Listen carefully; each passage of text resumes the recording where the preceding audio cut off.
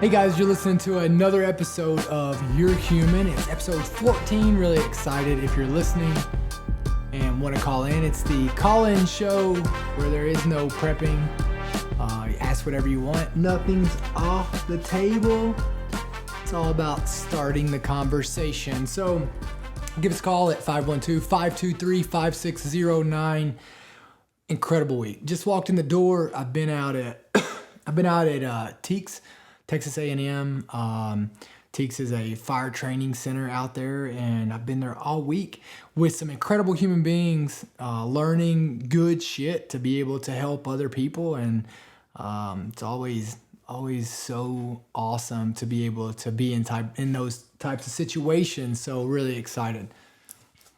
So what did you got going on this week? What were you training for specifically? Any specialties? I was in a rope tech class. So the rope tech class is basically teaching you how to put up systems and to be able to, different scenarios of getting people who are, stranded up or, being able to lift, being able to bring people across, access, things like that. So it was just, really a lot of tying knots and rappelling and, haul systems and pulleys and all kinds of shit. Is this for firefighting or for EMT? For firefighting, Is that a silly question? No, you'll need, before you can do medical stuff to them, you gotta get to them, right? So Makes sense. It's another tool in the toolbox, right? Another tool in the toolbox. They're both equally important. If you don't know the medical side or trauma side to it on how to treat them, it does you no good to get to them. That's true. And if you know the medical and the trauma side of it, and you can't get to them, it does you no good if you can't get to them. That's a great way to look at it. Common sense right there. It all matters. Got a question from Instagram. Tips for a new firefighter. Tips for a new firefighter. Hold on one second. I'm putting my getting a little hydration in me. You know what I mean? Tips for a new firefighter. What I would say for a new firefighter or any new first responder, if you get what keeps us going and what made us want to join this was the ability to be able to serve while challenging ourselves, right? Like there's a challenge within us that we want to be what someone needs us to be when they need us to be it. And that's where training comes in. So for me, I would say that eventually you're going to, if you only want to become a firefighter after you get through the fire academy and you get through your probie status and you get on a truck, if you don't keep challenging yourself, you're going to find yourself bored, and not getting that fulfillment of being challenged, right? Like the more you run calls, the more they're going to become easy to you, and the more that is just going to be another call.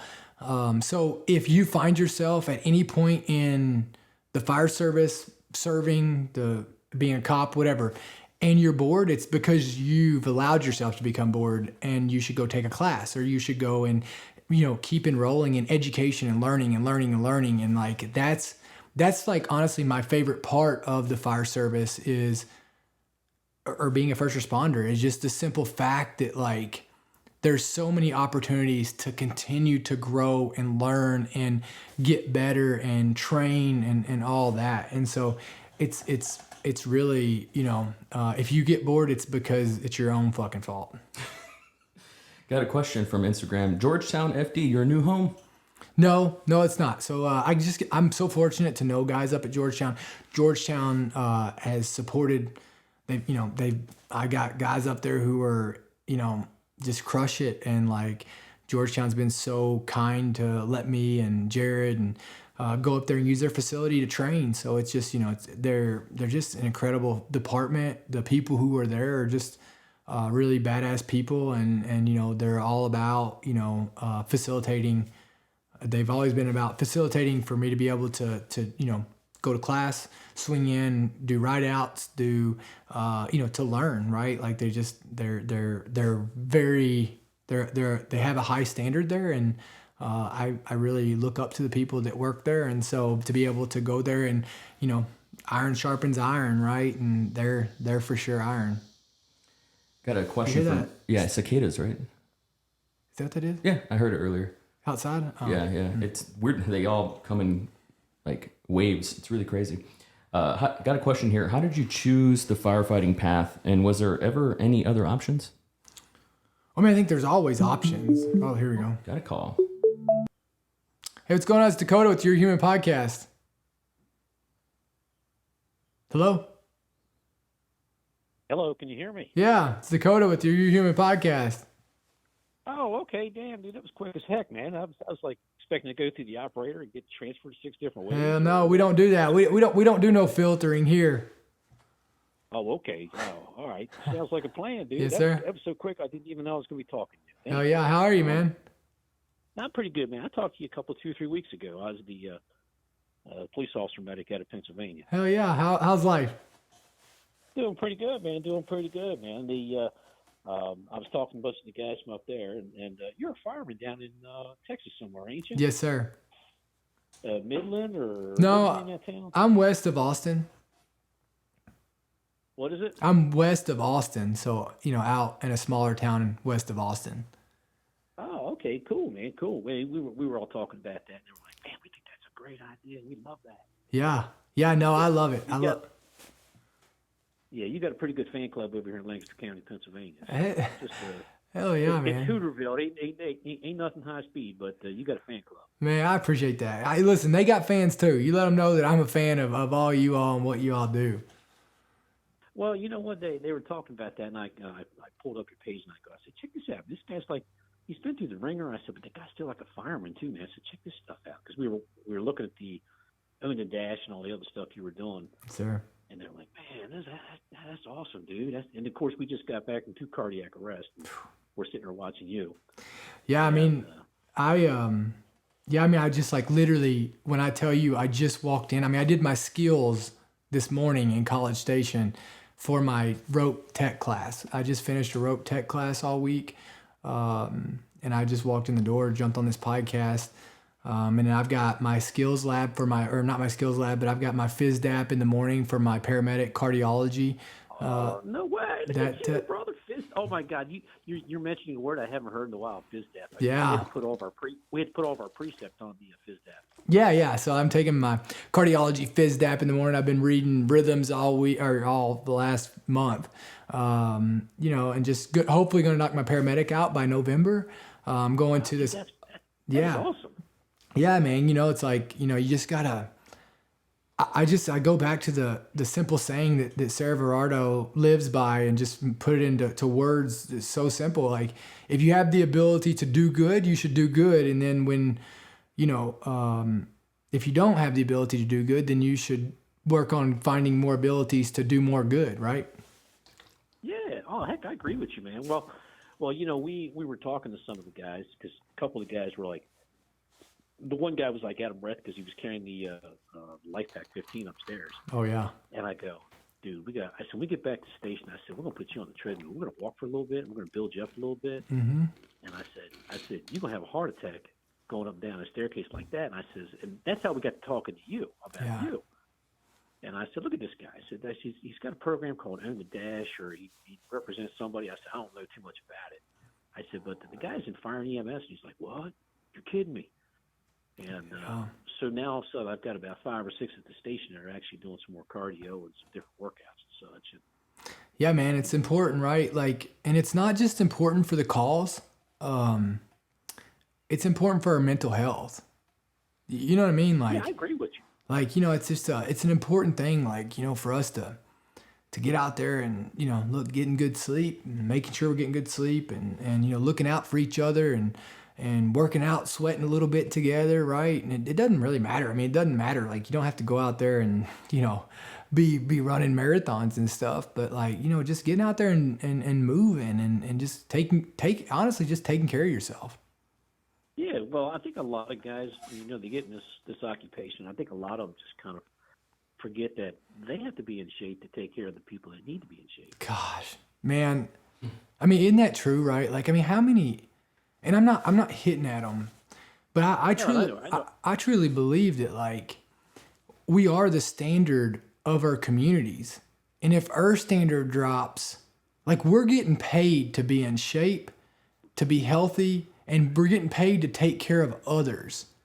And if Well, I tell that to guys all the time, and I'm like, guys, listen, man. I said, when you go on these calls, I said, people are calling you because they've run out of options. yeah, I mean, and you know, and like it's kind of hard sometimes because we're humans, right? Yeah. You know, some of the calls, like some of these people that call us, like we're the only people that care about them. That's it. Well, you're right. You're exactly right. I had a conversation. We went on a call last week, and I was talking to this old homeless guy. He was actually an Army vet. I was talking to him, and he goes, man, he said, nobody cares. And I'm like, well, I got to be honest with you, dude. I says, you know, people care as much as you make them care. And I says, right now you're kind of down on your luck and everything. And I said, but, you know, I'm going to help you out. I said, I'm going to give you some context. I said, I can help you and get you to the point, but I need you to step up to the plate. You got to do the work. I'm here to help you. Yeah, you're going to have to meet me. And so I talked to the guy today, and he's starting to dry out because he was in pretty bad shape. We had to do Narcan on there. Oh, no. And yeah, well, you know, you see a little bit of everything. But, you know, I called him, I think yesterday afternoon I was talking to him. He goes, yeah, I'm still a little jacked up, but, you know, I'm trying. Yeah. And, well. But, you know, they got to want it. What's that? They got to want it, right? I mean, you can't do it for them. Well, yeah, I mean, you know, you've been to the VA environment. You understand that. I do. But I mean, like, honestly, it's the same as like people who are, you know, who are 30 some years old and they're still blaming their mom or their dad for why they're fucked up, right? I mean, it's like, how long are you gonna go blame others and what had happened a long time ago when you've taken all these days to be able to get over it and to do something about fixing it? You know what I mean? Like, yeah. Well, you're right. Well, they're looking for a rationalization for bad conduct. It's like, no, man. Yeah. You have to accept the responsibility for what you do and what you've done. 100%, man. You ever had a bad day? Yeah. You ever had a bad day? You ever been down on your luck? Oh my God, yeah. We have them all the time. But, Yeah. but you know what? You just look. I literally we handled, and I say this, and you understand this, but we had those two bad calls a couple of days ago. When we got done, I go, okay, guys, let's get the rig cleaned up. Let's get it squared away. And what do you guys want for lunch? And then we just sat over lunch talking about the bad call. And I was like, guys, we're gonna have to get ready for the next tune. Yeah. Well, you know how I looked at it, man. I came home. I'll never forget. I came home from this one call, and I talk about it all the time.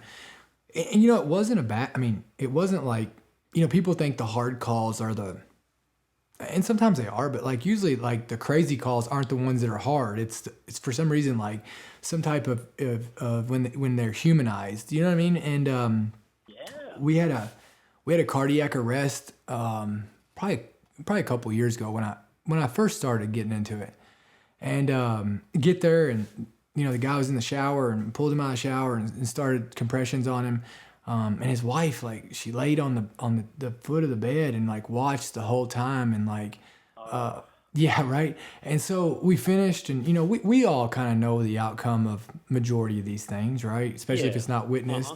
And man, I walked out there, and like I went home, and man, I walked in their house, and my kids were at home, and they like, Dad, what happened? What happened? I couldn't even say nothing to them. I walked straight to my room. I turned the shower on, and like just bawled my eyes out for probably 30 minutes. Oh, yeah. And I was like, why the fuck am I doing this? Like, I've already gone through this shit. I don't need this shit. And you know, like I kind of had this epiphany, and another one of my buddies kind of put it to me this way. He said, you know, everybody wants to be there when you're born, right? Like everybody wants to be at that moment. Like everybody's excited about it. You celebrate that day for the rest of your life.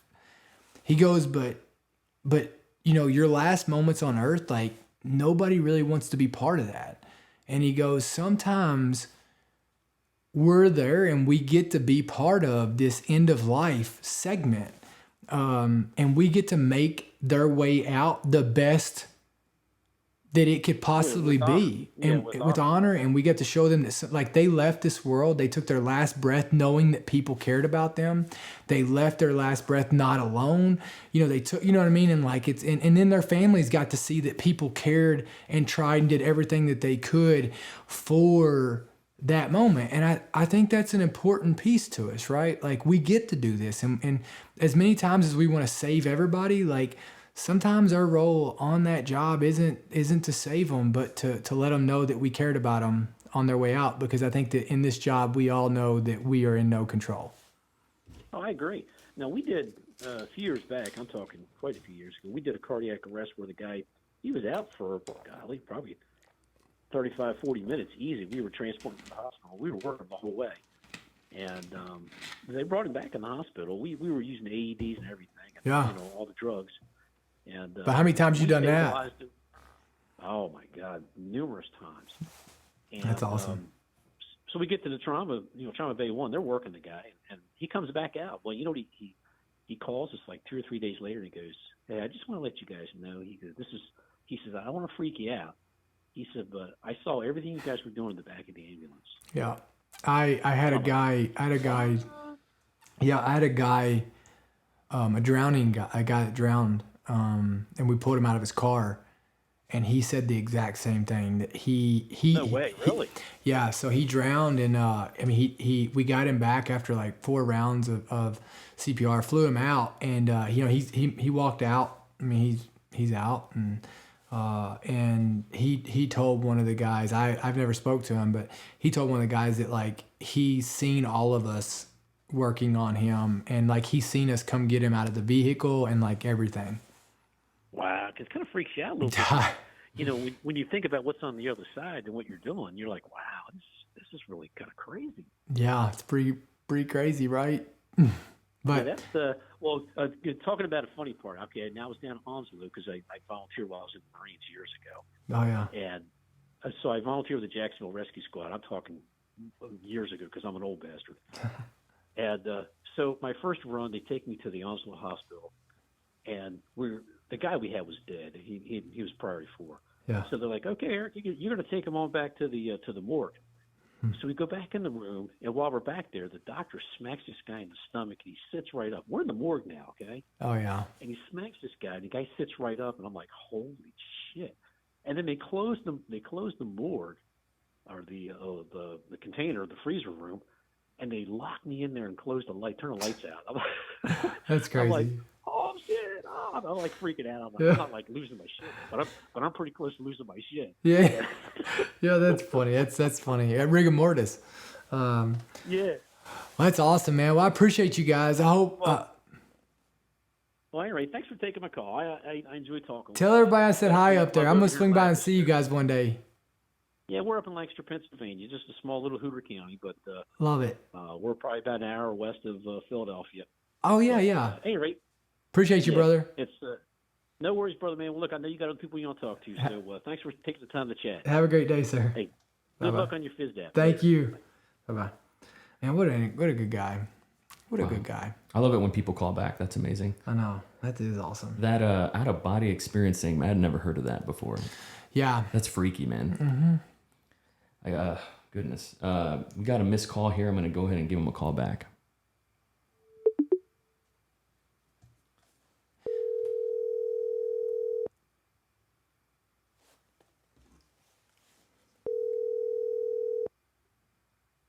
Oh, Hey, what's going on? It's Dakota with Your Human Podcast.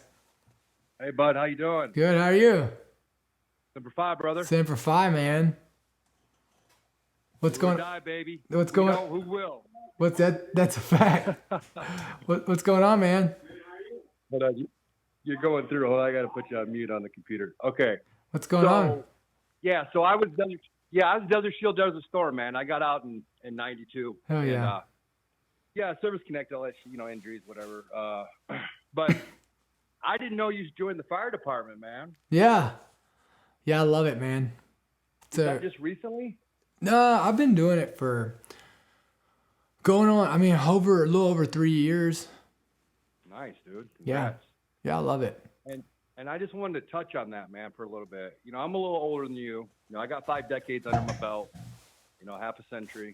The thing that I've learned over the decades, and I experienced it myself, and it took me about a decade after I got out to understand it. But one of the main problems, issues with fellow veterans, especially combat vets, especially those of us that were Marines, Army, combat element. I was amphibious assault, AAVs. And is that we lose purpose, man. We lose mission. We lose that motivation, that focus. Yeah. Because if you think, and the longer that you're in and the more shit that you did, the worse that it is when you get out. Because we have that strong bond, dude, that the average citizen, civilian, they don't understand it. They didn't live it. You know, you get it with the fire department. Mm-hmm. I joined the Carpenters Union, you know, to try to get that brotherhood a long time ago. Did you find it? 1997. A little bit, you know, but then the more I got into it, I found like, it's not really it. But you know, it was something. you know, some of it though, I agree with you 100%. I agree with you 100%. But some of that, isn't that like an excuse though? Like, don't you think like, you know, it's, I mean, you go to football camp when you're 19 years old and you don't have all this shit going on, right? Like, you know what I mean? Like, it's easy.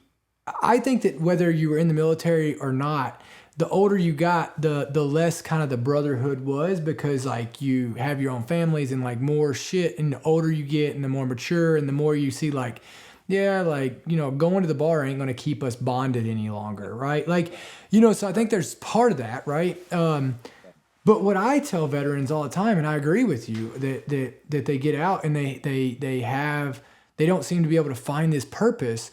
But man, there's purpose everywhere in your communities. There is. You know what I mean? Like, Like, here's the thing and what I can share about that. We don't always all get that. And another thing, I tell you what, dude, there's a lot of us, as you know, come from really fucked up families. My dad was a Korean Army vet. He was a very abusive, angry man, mean man. 6th grade education. My mom had an 8th grade education. So the truth of the matter is, a lot of us join the Marines or join the military to get away from our families, to survive, to move on, right? Mm-hmm. So the point is, I understand now at 51 what you're talking about when you say community and purpose. I get it. Yeah. And what I can say about that, now I got out in 1992, dude, a couple days ago. And so it's taken me decades, okay, to learn what you're talking about. Mm-hmm.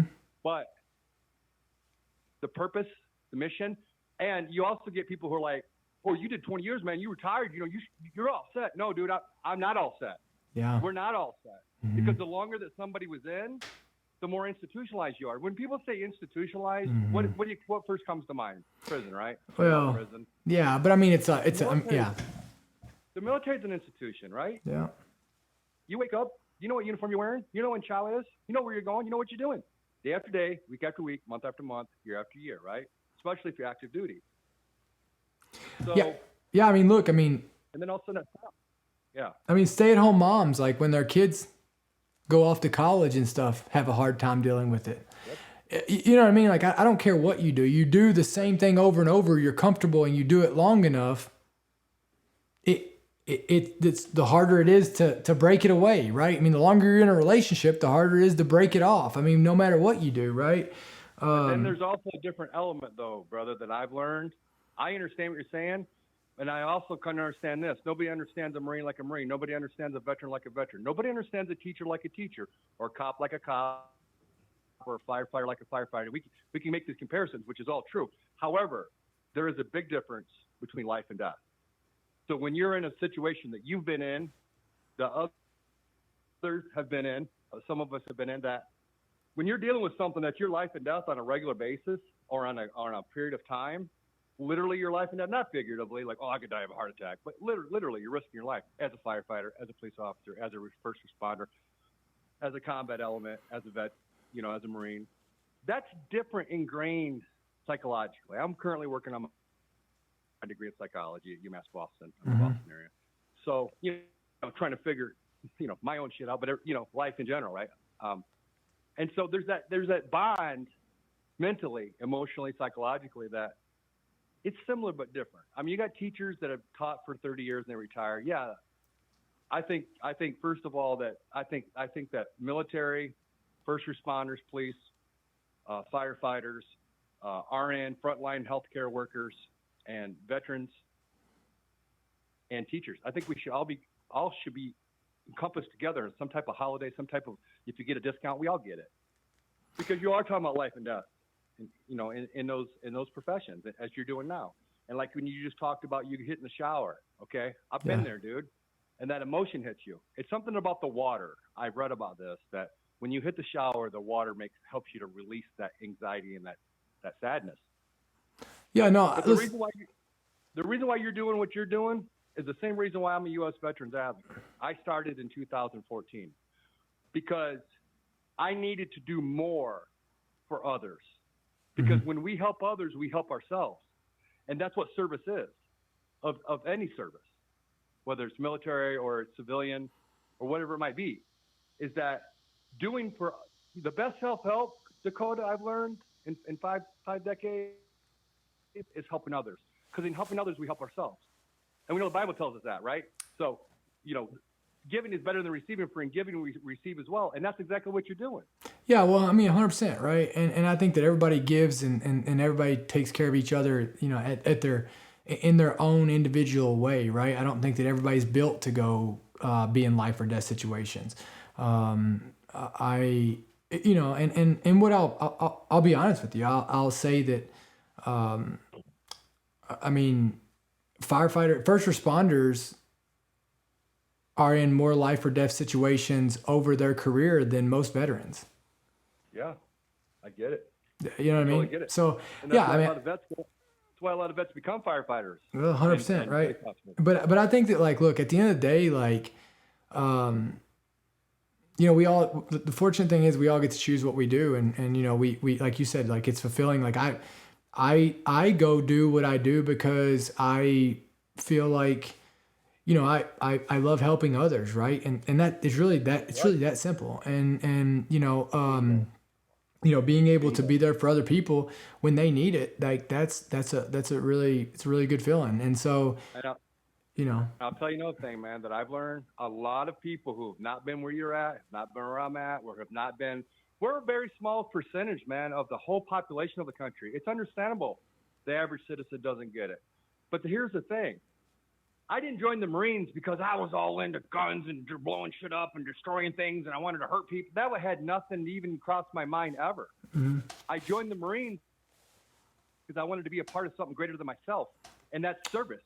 And the truth of the matter is that I've gotten to know myself over the decades is I love helping people, dude. Mm-hmm. I have my own dog care service where I take care of people. I train people's dogs. I take them for walks. I take them to parks. I wash them, stuff like that.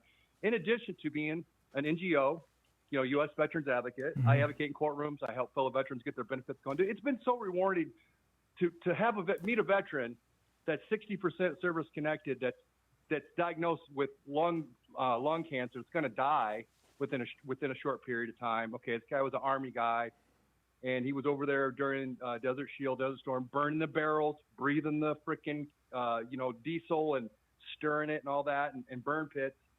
And here's this guy, he's a retired cop also, on top of it. They got him at 60%. He's on oxygen, okay? And, fortunately enough to be able to help him, go through va.gov and get him 100% and get him all his things that dude, within days, because he's terminal. But, how long has he been like that, dude? How long had nobody helped him or been able to help him, or whatever you want to call it? Mm-hmm. You know what I mean? That to me is so rewarding, man. Yeah, I mean, so you don't have to go be a service member. You don't have to go and pick up a gun. You have to put on a uniform to help people. Yeah, and at the same time, though, with my experience and my background, what I was saying is that I wasn't ever into death and destruction and blowing. A lot of people, citizens, civilians, they don't have a fucking clue, dude. Mm-hmm. They watch too many movies, play too many video games. And they don't understand that a lot of us, like you, like me, like us, we want to help people, dude. We want to help them. We want to protect them, to protect the weak. In life, you've ever heard the sheep and the wolf, right? Well, actually, there's four. There's the sheep, the wolves, the wolves and sheep's clothing, and then guess who else there is? You and I, sheepdogs. Mm-hmm. There's sheepdogs in this world. Yeah. And we're here to protect our sheep, right? 100%. We're here to sniff out the sheep. But you can't, but here's the deal, but you can't look down on or degrade the same thing you want to protect. Right. You can't be like, well, these fucking idiots walk around, they don't know a fucking thing that we do. Well, I mean, you can't sit here and no, it doesn't. It's the dumb, it makes us look stupid. It does. Like if we come back and say, well, fuck civilians, they don't fucking get it, blah blah blah. Well, then why protect them then? Then quit being a sheepdog. That's right. And I got a buddy. He's 32-year Master Sergeant, retired Air Force. Yeah. And he uses the civilian puke, slime ball, all that. That's what you're taught. But what I say is this, and he doesn't like it when somebody thanks him for his service, but I'm going to share with you and everybody listening what I learned to do. Because I went through that, like, do I say thank you? When somebody says thank you for your service, I look them right in the eyes, dude, and I just calmly say and pleasantly say, thank you for thinking us, because we respectfully appreciate those who respectfully appreciate us. And for those who don't, we don't. And that's just as simple as what life is really about. If you want respect, you got to give it. And that goes all the way around. 100%. And if you're not going to respect me and what I do or what I've done or what we do now, or well, I mean, do you do it for the respect? you don't have a good day. Like, that's my question to you. Well, like, do you get up so people walk around and blow you and say, oh God, you're so fucking great. If you want to do that, go be a fucking NFL star. No, but I'll tell you what. I don't get up. I don't get up for people to know me or to thank me or people to hand out or people to recognize. I don't get out of bed in the mornings so that people appreciate me. I get out of bed in the morning so that I can help people. And I don't care if they appreciate me or not. I don't care if they like me or not. I don't care what they believe in. I get out of bed and train harder every single day for the person that needs me. Period. Like, I don't get out of it to be like, I don't want somebody to fucking lay out the red carpet or people to walk around and I mean, like, that's like when people get like that, like you're not doing it for the right reasons. At the same time, what I want to tell you, you asked the question about the respect. No, of course I don't do it with respect. In fact, I'm surprised when people say this to me, right? Like, thank you for your service. But what it is, that respect is like the cherry on top, okay? It's like maybe the icing on the cake. No, my cake, what I build, is the satisfaction that I'm able to help fellow veterans that are down and almost out. Look, dude, I've been through homeless programs, okay, years ago. I went through all that. I was down and almost out, okay? I've been through that. I understand that. I know what you and a shit ton of other people. Like, look at all the fucking people out in LA. I mean, like, listen, nobody's trauma. You, me, and nobody else have gone through something that somebody else hasn't gone through. It's unique, not to you or me or anybody else. Right. The only thing unique to us in our identity is our comeback. That's right. That's right, dude. You know what Sylvester Stallone say? It's not about how hard you hit. It's about how hard you get hit. About getting back up. Hell yeah, man. Dude, I've been there, bro. Hell yeah. I've been there. I've been, in dark. I've been in fucking places like you've been in, like a lot of us have been in, that nobody in their right mind would want to be in. So.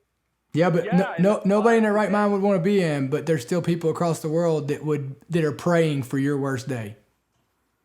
I don't know about that. Being ICU, not knowing if you're gonna live. Yeah. I don't know. Listen. But I don't think they pray for that. All right, cool.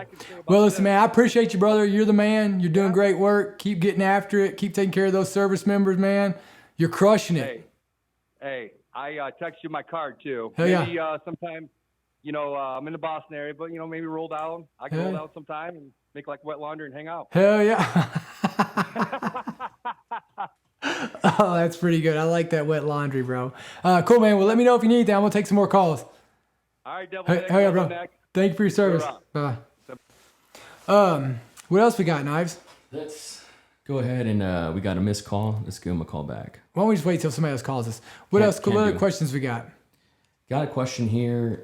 With the world in shambles, and at the age of 29, it's hard for me to look towards the future. How do you look towards the future? I don't see the world in shambles. Like with the world, like the question was, well, they probably heard you, right? I don't see the world's in shambles. Like,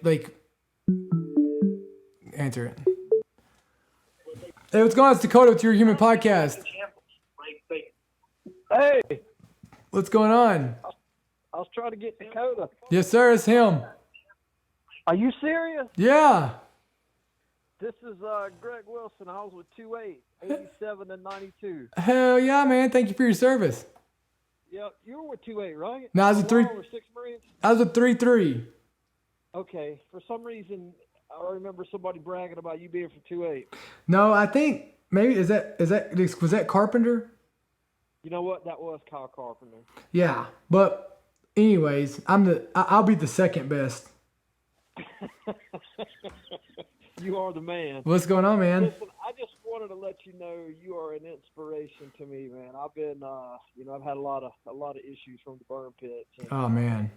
And I have epilepsy, which, whenever I have a seizure, I end up with some physical injuries. But like just, knowing that there's guys out there that like you and the VA that are really supporting me, it's like, without the Marine Corps brotherhood, I don't know what I would do. I just, I love all of my Hell yeah, brother. Marines, and it really, really is an inspiration to be able to talk to you, and I appreciate that. Well, I appreciate you, man. I appreciate you. I appreciate what your service, and man, I'm sorry to hear that. But you still out there crushing it or what? Yeah, well, I'm not able to drive right now because of the seizure, so I started a internet marketing company. I work for another internet marketing agency, so I'm doing it on my own. Actually working with a lot of veteran-owned businesses. So Hell yeah. Well, put a plug in there. Where they find you at? Okay, we'll just put it in the chat. No, say it right now. We'll get it out there.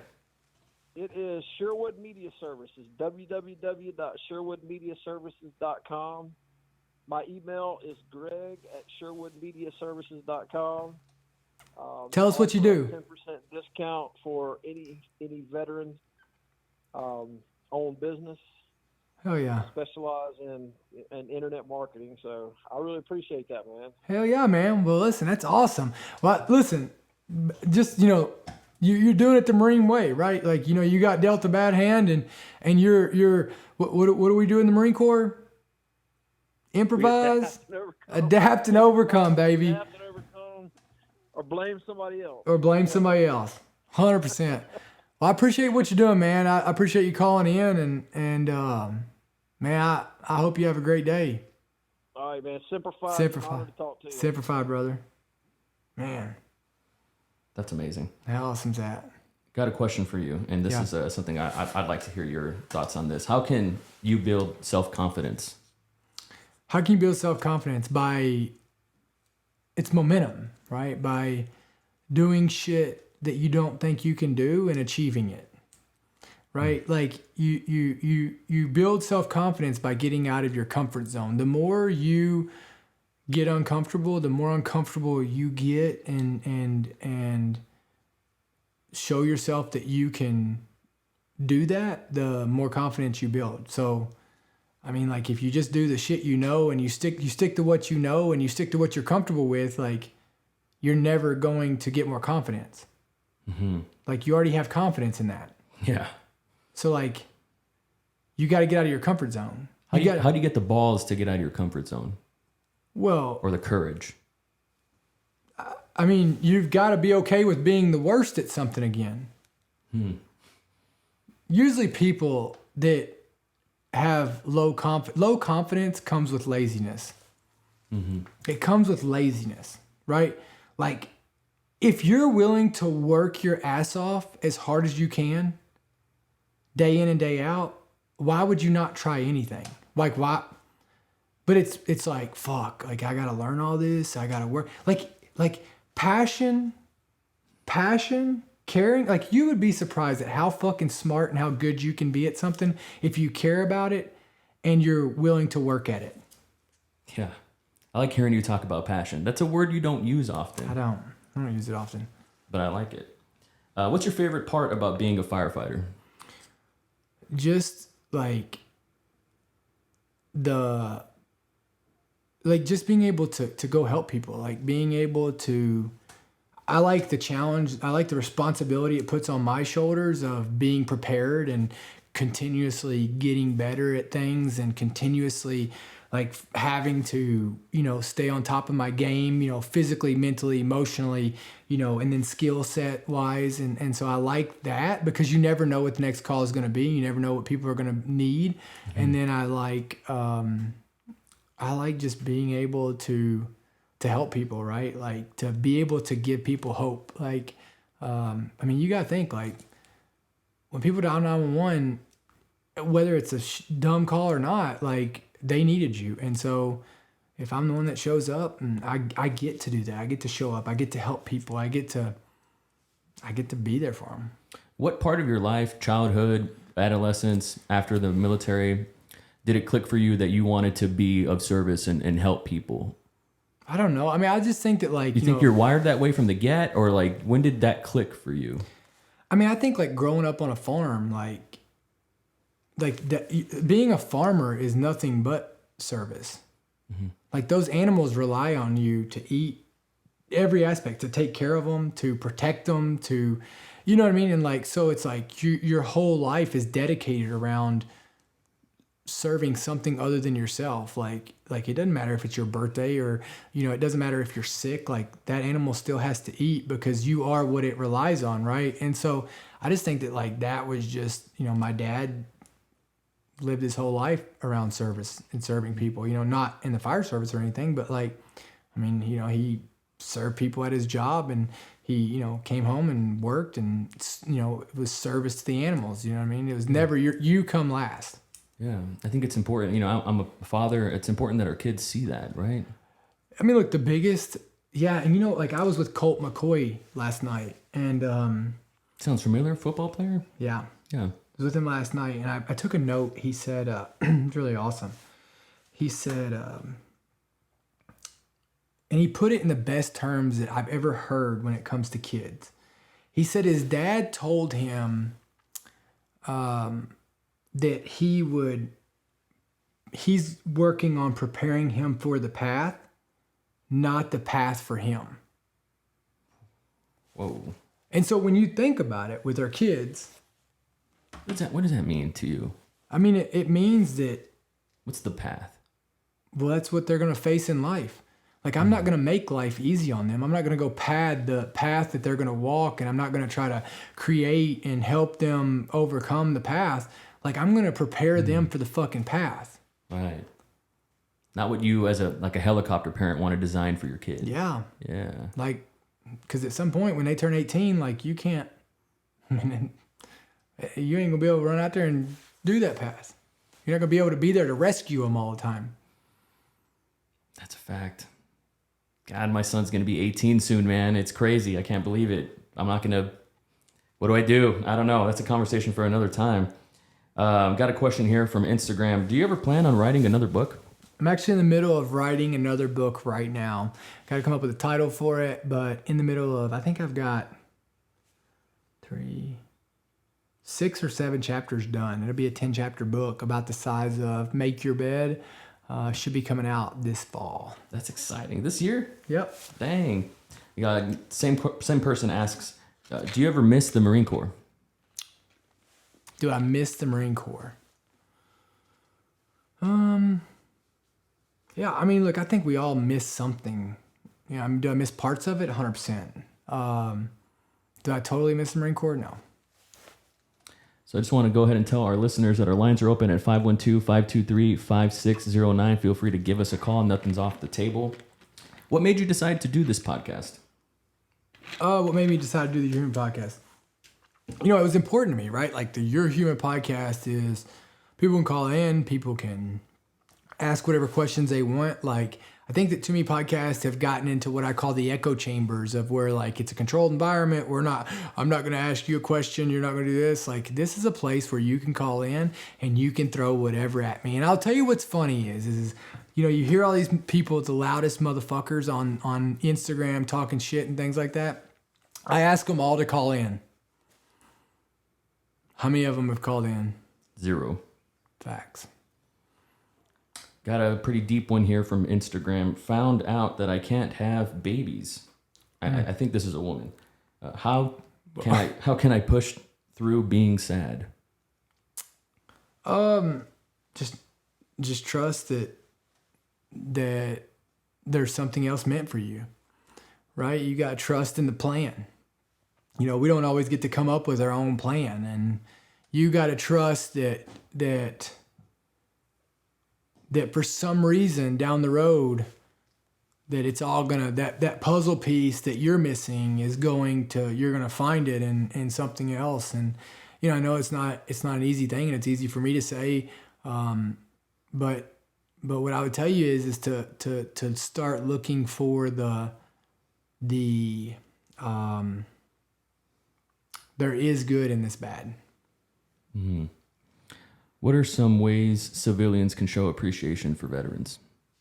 Go out and live your life to the fullest. Live your life to be a worthy of the sacrifices that not only veterans, but that first responders make every single day. Go out and live a damn good life and take care of each other. You've accomplished a lot in your career. What goals do you have for yourself in the future? Just to continue on down the path, right? Like, just I'm finishing up my paramedic, figure out where, I'm kind of doing a 6-month block right now, a chunk, figure out where my next goals are for, the first half of 2024, right? But yeah, just to continue to knock these goals out I have over the next 6 months. And then once I complete those, knock out the next ones, right? And just keep moving on and getting better and, meeting more people and just, building that, making that circle tight and, just making sure that I'm 1% better every single day. Got a question here from YouTube. Active Marine mom here. I want to be anonymous, she says. Perfect. Question. If a Marine is in the same rank for over 3 years, Lance Corp Infantry, deployed once, Normal. what can he do to rank up? Well, it comes down to on him, right? oh, here we go. Get back to that. Hey, it's Dakota. It's Your Human Podcast. Hey, how you doing, Dakota? Just wanted to give you a shout out. You came out to Afghan 13 Tech 2 around Christmas time. Hell yeah. Just lost a guy, and man, just respect the hell out of you for coming out there. And that speech was just real powerful, man. Just appreciate what you do. And I remember that. You it was at your unit? Yes, sir. I remember that like it was yesterday. We landed and we got to be part of the ramp ceremony for that. It was a sergeant, wasn't it? It was. Yeah, for that staff sergeant. Yeah. Yeah, man. Like I'll tell you, I hit the ground and I wish you guys could have heard like the stories that they were telling about you all, about the heroism and how badass you guys were on that firefight. But yeah, man, just wanted to thank you. Appreciate the hell out of you. And like I said, you represent the Corps real damn well, man. I appreciate you, brother. I appreciate you, man. I hope you have a good day. You too, my man. Cool, man. See you. Gosh, man, I remember that. I went over to Afghanistan with the Comrade of the Marine Corps in 2013, and just there was a lot of like they were still fighting their asses off down there, and man, as soon as we landed, the staff sergeant had gotten killed in a gunfight that day, and we did the ramp ceremony with them. So like where they bring him up on the airplane to fly him home. And it was just, man, it was like, holy shit. And just a bunch of badass warriors I got to meet over there. I got to go around. We got to serve them all dinner on Christmas Eve. And just, man, I remember we went over there. We took a Kevlar to this kid who got shot in the head, and it like the bullet went around it in his helmet. So we took him a new Kevlar and gave it to him. Got to meet him. And then there was another kid who got shot in the, like, it got shot in maybe the heel or something, went into his foot, and he still finished the foot patrol for another. Got shot in his foot? Yeah. Just when I tell you, like, just badass human beings, like, these guys were just hardened warriors just out there kicking ass. This was 10 years ago, and you remember. 10 years. Oh, I remember that day. Dude, I can remember, like, I remember staying on that flight line that night. I rember the whole thing. Is that common, like, when you go to Afghanistan? During that time, I guess? People got killed, yeah. That's what they do. Every time, like, they do that, the ramp ceremonies for every one of our guys that we lost or that we lose over there. Holy smokes, man. Got a missed call. Should I give him a call back? Yeah, that'll be the last call. And I got to answer her question. Of course.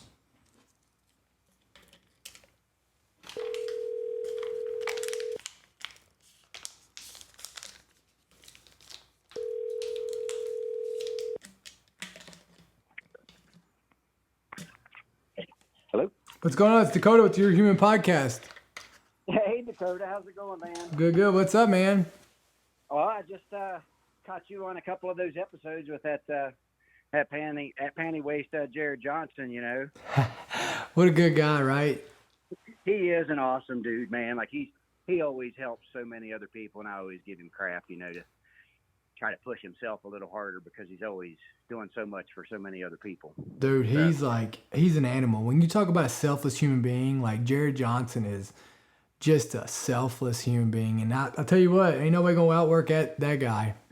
I know it. And, you know, you always see him at the competitions and things, and he's just, he's always there to help. He's always so positive and encouraging, and he backs up everything that he talks to. That's a fact. I mean, telling you to do something, he's doing it. Oh, yeah, doing it twice as much. Yeah. So I guess, you know, my questions are, you know, you're starting this out, you know, with him. Like, you're going to be, you know, leaps and bounds ahead of, like, most other people. I mean, I don't know what kind of experience you have with Combat Challenge, but, like, starting out, like, how is it that your body's reacting? You know, it's kind of, I don't want to call you an average Joe. You're pretty Like shit and shoved in, man. Like shit and shoved in. Like when I tell you, like, I mean, I don't know how I could be leaps and bounds ahead of anybody because, like, I mean, when I'm going through the same process anybody else is, and man, let me tell you this: for the firefighter combat challenge or firefighter challenge, there is no easy way. Like there ain't. I mean, you know, you can game it as much as you want, but like. The work is the work, and you just got to get the work done faster than anybody else, right? And I mean, I'll be happy to go there, and if I can break a 150, I mean, that'll be that'll be like a good day for me. Yeah, well, I guess you know, it's kind of the all encapsulating. Like you're going to be physically trained for it. You're going to be mentally trained for it when it comes to all of the prep. Yeah. Then of course you have the experience of doing it and the competition nerves and all that stuff. But like, I remember when I first started. You know, I worked up the Air Force Academy, and in 2004, I was getting ready for the 2005 season, and like we had just learned how to wet our gloves before we went up. Tower. It's things like that. I mean, like that the average Joe that's going out there, we don't know some of these tricks of the trade until you know it's like by failure that you're doing it. But you know, you're getting all of that stuff, and I'm just hoping, like, I think it's going to help me some, but I you know. I'll be honest with you, like some of it, I don't think it helps until you start getting down into like the sub 80s, right? Like yeah, like I think, you know, I mean, I switched my rope hoist up, but at the end of the day, for me, like I'm still just trying, like it ain't about me trying to get it done faster. It's about me just trying to get it fucking done, right? Like, but like, yeah, like when you talk about, but I don't know if did you see my episode 1 and 2, like, so we like, like that was kind of part of the reason that Jared was like, man, you know, let's like, these aren't secrets, like these are just tips, and it's like, hey, like everybody should be doing this. And so like, you know, the hope is to make it more achievable to the rest of the service, so it doesn't look like, you know, some hard thing. And I think it's going to help me. I think, I mean, for sure, it's going to help me more of just training with them, right? And having the knowledge and what to expect. But man, like at the end of the day, like it is a fucking hard 2 minutes, ain't it? Oh, it's brutal. But I tell you what, you know, I have watched the first and the second one, and it's for somebody like me, you know, that, you know, I retired out of the fire department, you know, 30-ish years. Oh, hell yeah. And then, you know, I've been doing this since 2005, and I still do it. And, you know, participate and help out with the competition where I can. But, you know, it's hard to find something after this long that'll kind of keep you motivated. You know, I'm in my 50s. But I tell you what, watching you guys and how you're translating it over to the average Joe and into the veteran firefighter. Yeah. And some of those things like, hey, you know, big dogs eat, or, you know, giving your buddy shit for sleeping in, you know, like that's the kind of stuff that, like, you know, I done an extra set on leg day. Hell yeah. you know what we talked about? Like, and I talked about it with Jared is, you know, I could see like how, I mean, it'll just like how it could get kind of boring, right? Like, but what I told him that they should do is, and I don't know, you would know better than me. But what they should do is they should have like 5 areas of skills.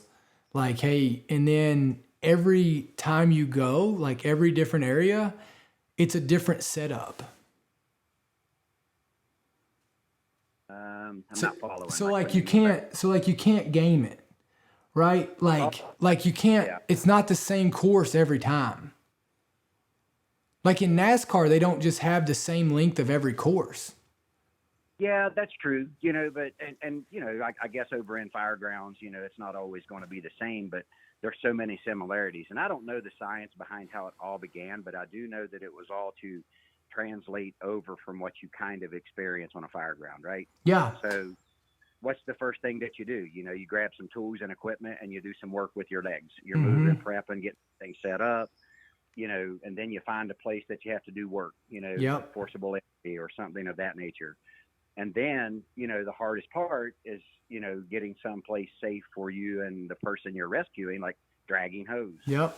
The harder part. And then the motivation and the drive and the dig to do that final push at the end on that dummy drag, to where, like, here we go, we're feeling sorry for ourselves on that dummy drag halfway through. Like, my legs hurt, my lungs hurt. But if you translate that over to, like, where would you really be if you was pulling someone else out and you got protective clothing in a, superheated atmosphere, and you have fresh air that you're breathing, but the person that you don't, that you're dragging don't, how do you find that extra bit of energy, as death is catching them before it is you? Yeah, I mean, you're not going to, I mean, look, RIT's not going to happen when you first get there. Yeah. When you're fresh, you know what I mean? Like, or you're going to do all, like you said, all the things. And I think I love how it is, but like you said, though, I mean, guys kind of, they're going to get worn, they'll get kind of worn out on just doing the same thing over and over. True. It is true. But, I was just kind of curious, is like, what's your background? I've seen some Semper Fi stuff on there. My son's in the Marines. Was he in the Marines? I was a Marine. Yes, sir. Man, that's awesome. Thanks for your service and what you've done and what you continue to do. Yeah, no, I love it. Love it. So are you going to be at Utah? Oh, yeah. Yeah, I'll meet you out there for sure. I'm at all the competitions from here on out. But yeah, I'll be the little old guy out there, the one, nagging at Jared. Hell yeah. Well, he needs it. He needs it. So I appreciate you, man. I look forward to meet you here in what are we, 3 weeks out? Yeah, something like that, but we'll have it all set up and prepped and real pretty for you, but it don't make it hurt less because it's pretty. It doesn't matter how pretty it is, does it? No, it doesn't. Oh, that's good. Well, I'll see you here in a few weeks. I appreciate you calling in, sir. I look forward to meeting you. All right, Dakota, you take care, buddy. Take care, brother. Man, what a good guy. Hey, also back to, so what was her question again? So, of course. Question. If a Marine is in the same rank over 3 years, Lance Corp infantry, deployed once, what can you do to rank up? Well, I mean, just keep doing more MCIs. Keep doing things to show he's a leader, right? I mean, MCIs, I'm sure that there's other credits to where it applies into a score.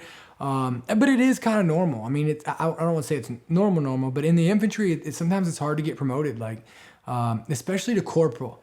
That was always something. 3 years as a Lance Corporal, he should be getting promoted, right? Like, within the next year for sure. But I would also look into what more is he doing? Like, if he's only doing what everybody else is doing, well, then he'll get promoted when everybody else does, and it puts him in a bigger category. If he wants to get promoted before them, he's got to do more and show that, right? And so I remember what I used to do is on Fridays that I would go down and I would knock more MCIs out. And I don't know all the promotional pieces of it right now, but like I would go sit down with my leadership and ask them what they recommend on what they would like to see me do or be part of, so for them to promote me, right? Like that'd be my suggestion. So well, I appreciate you all, and I hope you all have a great weekend. What an incredible week. I hope you all had an incredible week. What an awesome show, getting to talk to a bunch of incredible people. And I will be back here on Tuesday, so keep owning it.